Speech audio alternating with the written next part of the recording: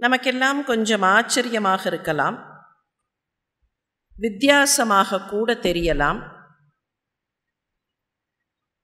இப்போதைய காலகட்டத்தில் முன்னால் இருந்தது மாதிரி குரு சிஷ்ய உறவெல்லாம் சாத்தியமா? ஒரு காலத்தில் குருன்னு சொன்னார்கள். அதுக்கப்புறம் கொஞ்ச நாள் கழித்து அந்த குரு, உபாத்தியாயர், ஆச்சாரியர் இதெல்லாம் மாறி போய் டீச்சர் அப்படின்னு ஒரு டெர்மினாலஜி வந்தது. ஆங்கில கலப்பு வந்ததுனால டீச்சர், பள்ளிக்கூடங்களில் கூட ஆசிரியராக இருப்பவரை, ஆசானாக இருப்பவரை டீச்சர் அப்படின்னு சொல்கிற ஒரு முறை இருந்தது. இப்போ கொஞ்ச நாட்களாக, கொஞ்சம் ஆண்டுகளாக பார்த்தால் இந்த டீச்சருங்கிற டெர்மினாலஜியும் போயாச்சு. இப்பெல்லாம் என்ன சொல்லுகிறார்கள்னா, கற்றுக் கொடுப்பவரை ஃபெசிலிட்டேட்டர், அவர் கற்றுக் கொடுக்கிறார் இல்லை, கற்றுக்கொள்ளுவதற்கு உதவி செய்கிறார். He facilitates learning. சரி, கற்பவர் யாருன்னு கேட்டால் சிஷ்யர் அப்படின்னு சொன்னவரை மாணவர், மாணாக்கர், ஸ்டூடெண்ட் அப்படின்னெல்லாம் சொன்னது போக இப்போது த லேர்னர், அவர் கற்றுக்கொள்கிறார், கற்றுக் கொடுப்பவர் ஃபெசிலிட்டேட் செய்கிறார் என்று புதிய புதிய புதிய பெயர்களை பயன்படுத்துகிறோம். இந்த புதிய புதிய பெயர்களை பயன்படுத்தும் போது உண்மையிலேயே குரு சிஷ்ய உறவுன்னு ஒன்று இருக்கா, அதுக்கு ஏதாவது நெசசிட்டி இருக்கா அப்படிங்கிற சந்தேகம் நமக்கு வரலாம். ஒருவர் புலமை மிக்கவர் அப்படின்னு சொல்லுவதற்கு நம்முடைய பழைய மரபில் என்ன சொல்லுவார்கள்னா, கல்வி கேள்விகளில் சிறந்தவர்னு சொல்லுவார்கள். கல்வியில் சிறந்தவர்னு மாத்திரம் சொல்ல மாட்டார்கள், கல்வி கேள்விகளில் சிறந்தவர். அது என்ன கல்வி கேள்வி?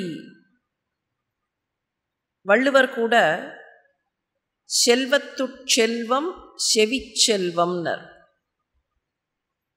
செவியினால என்ன செய்ய முடியும்? மற்றவர்கள் சொல்வதை கேட்க முடியும், ஒலிகளை கேட்க முடியும், அந்த ஒலிகளை உணர முடியும்.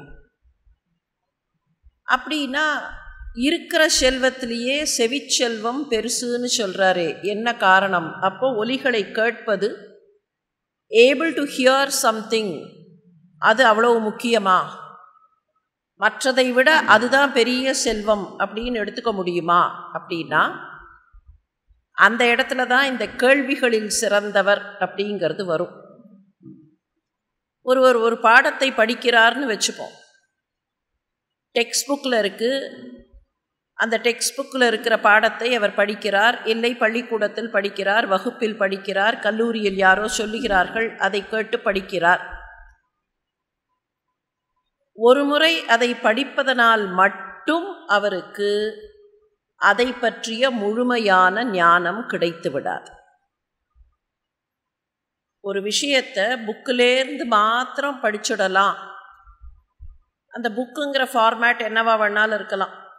பழைய காலத்தில் இருந்த மாதிரி பேப்பர் புக், ஹார்ட் காப்பி அப்படின்னு சொல்கிறோமே, அந்த ஹார்ட் காப்பியாக இருக்கலாம், இல்லை அதுவே எலக்ட்ரானிக் காப்பியாக இருக்கலாம், இல்லை ஆடியோ புக் அப்படின்னு சொல்கிறோமா இல்லையா, அந்த மாதிரி ஆடியோ புக்காக கூட இருக்கலாம். ஆனால் இந்த ஆடியோ புக்கில் தான் what type of audio book அப்படிங்கிறதுல ஒரு சின்ன விஷயம் இருக்குது, நுணுக்கம் இருக்குது.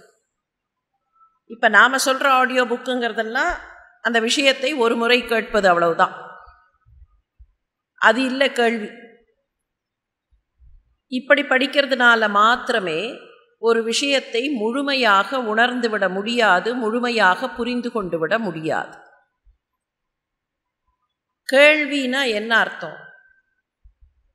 பழைய காலத்தில் ஒரே விஷயத்திற்கு முன்னாலே வாழ்ந்தவர்கள் எப்படியெல்லாம் சிந்தித்தார்கள் என்பதை பற்றி ஒருவருக்கொருவர் விவாதிப்பார்கள். இப்போ ஒரு 4-5 பெரியவர்கள் இருக்கிறார்கள்னு வச்சுப்போம். ஒரே பக்கம் இன்ஃபர்மேஷன், அந்த ஒரு பக்கத்து இன்ஃபர்மேஷனை அவர்கள் விவாதிக்கும்போது ஒவ்வொருத்தரும் ஒவ்வொரு பெர்ஸ்பெக்டிவில் பார்த்து அதில் இருக்கக்கூடிய விஷயங்களை சொல்லுவார்கள். அப்போ இதை ஒருத்தர் உட்கார்ந்து கேட்குறார்னா அவருக்கு தெரிந்ததை காட்டிலும் இவர்களுடைய ஆங்கிள் எல்லாம் சேரும்போது அதில் கூடுதலான ஆழமான அறிவு கிடைக்கும். அந்த அறிவு ஞானமாக பக்குவப்படும். அதனால தான் கற்பதை காட்டிலும் கேட்க வேண்டும் அப்படின்னார்கள் அந்த காலத்தில். கேட்க வேண்டும் அப்படின்னா அதே விஷயந்தான், ஆனால் அவரவர்கள் பார்க்கிற பார்வையில் அந்த விஷயத்தை பற்றிய நுணுக்கங்கள் மாறுபடலாம். இவர் பார்க்காத ஒரு ஆங்கிளை இன்னொருத்தர் பார்த்திருப்பார். அவர் அந்த ஆங்கிளை சொல்லும்போது அந்த கேள்வி ஞானம் அவரை இன்னமும் உயர்த்தும். இது எப்படி கிடைக்கும் இந்த கேள்விங்கிறது? ஒரு குரு இருக்கும்போது அந்த குரு அதை பற்றிய விஷயங்களை சொல்லும்போது ஏற்கனவே தெரிந்ததாக கூட இருக்கலாம், ஆனால் அந்த தெரிந்த விஷயத்துக்கே அவர் அவருடைய அனுபவத்திலிருந்து பல விஷயங்களை சொல்லும்போது அதுக்கான ஞானம் இன்னமும் ஆழமாக இருக்கும். அதனால தான் கல்வி கேள்விகளில் சிறந்தவர் ஒரு குருவினிடத்தில் உபதேசம் கேட்பவர் என்றெல்லாம் கல்விக்கும் ஞானத்திற்கும் குரு சிஷ்ய உறவினால் பெருமை கிடைக்கும்னு காட்டினார்கள்.